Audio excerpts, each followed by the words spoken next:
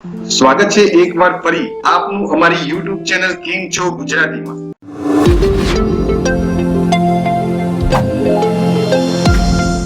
હું છું જયેન્દ્ર સિંહ।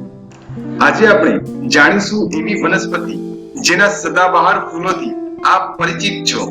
હા મિત્રો, આજે આપણે બારમાસી અને તેના ઉપયોગ તેમજ તેની સાર સંભાળ અને કેવી રીતે ઉગાડી શકાય તેના વિશે જાણીશું। બારમાસી અથવા સદાબહાર એ ફૂલોનો એક છોડ છે જે 12 મહિના સુધી ખીલેલો રહે છે। તેમાં 8 જાતિ હોય છે, તેમાંથી 7 મેડાગાસ્કાર અને 8મી ભારતીય ઉપખંડમાં જોવા મળે છે। તેનું વૈજ્ઞાનિક નામ કેથારેન્થસ છે। બોટનિકલ ભાષામાં તેને વિન્કા, હિન્દીમાં સદાબહાર અને ગુજરાતીમાં બારમાસી તરીકે ઓળખવામાં આવે છે। ભારતમાં જોવા મળતી જાતિનું નામ કેથેરેન્થસ રોઝસ છે।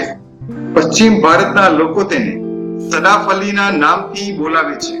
ભારતમાં મેડાગાસ્કાર મૂળના આ ફૂલનો છોડ કેટલો પ્રખ્યાત છે એ હકીકતથી જાણીતું છે કે તેને લગભગ દરેક ભારતીય ભાષામાં એક અલગ નામ આપવામાં આવ્યું છે। તેના સફેદ અને જાંબુડિયા તેમજ વિવિધ રંગના આ જૂથમાં શણગેલા સુંદર ફૂલો વર્ષના 12 મહિના સુધી જોઈ શકાય છે, જે ભારતના કોઈ પણ ગરમ સ્થાનની સુંદરતામાં વધારો કરે છે। તેના અંડાકાર પાંદડા શાખાઓ પર એકબીજાથી વિરુદ્ધ હોય છે અને છોડનો વિકાસ એટલો સુઘડ અને મનોરંજક હોય છે કે છોડની કાપણીની ક્યારેય જરૂર હોતી નથી। તેમ છતાં આ છોડ એટલા જીવંત છે કે તે કાળજી લીધા વિના પણ ખીલી ઉઠે છે। પરંતુ આકર્ષક ફૂલથી ભરેલા સદાબહારની સુંદરતા જ્યારે થોડું ખાતર મળે છે ત્યારે કોઈપણનું હૃદય ફૂલી ઉઠે છે। તેના ગોળાકાર ફળો ઘણા બીજથી ભરેલા હોય છે। તેના પાંદડા, મૂળ અને ડાળીમાંથી દૂધ નીકળતું હોય છે। હવે જાણીશું તેના કેટલાક ઔષધીય ગુણો વિશે। વિકસિત દેશોમાં બ્લડ પ્રેશરના એક સંશોધન દ્વારા જાણવા મળ્યું છે કે બારમાસી છોડમાં આ ક્ષાર સારી માત્રામાં જોવા મળે છે। તેથી હવે આ છોડની ખેતી યુરોપ, ભારત, ચીન અને અમેરિકાના ઘણા દેશોમાં કરવામાં આવી રહી છે। ઘણા દેશોમાં તેનો ઉપયોગ કફ, ગળા અને ફેફસાના ચેપની સારવાર માટે પણ થાય છે। સૌથી રસપ્રદ વાત એ છે કે તે ડાયાબિટીસની સારવારમાં પણ ઉપયોગમાં આવે છે। વૈજ્ઞાનિકો કહે છે કે બારમાસીમાં ડઝનો ક્ષાર હોય છે જે લોહીમાં સુગંધના જથ્થાને નિયંત્રણમાં રાખે છે।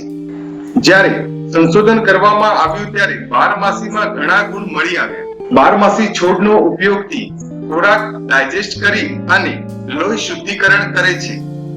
આ સિવાય પણ ભારતની જ એક કેન્દ્રીય ઔષધિ અને સુગંધિત વનસ્પતિ સંસ્થા દ્વારા એક સંશોધન મુજબ જાણવા મળ્યું છે કે બારમાસીના પાનમાં વિનિકર્સ્ટીન નામનો ક્ષાર હોય છે જે કેન્સર, ખાસ કરી રક્ત કેન્સર એટલે કે લ્યુકેમિયામાં ખૂબ જ ઉપયોગી છે। અને આજે આ વિષયુક્ત છોડ સંજીવનીનું કામ કરે છે।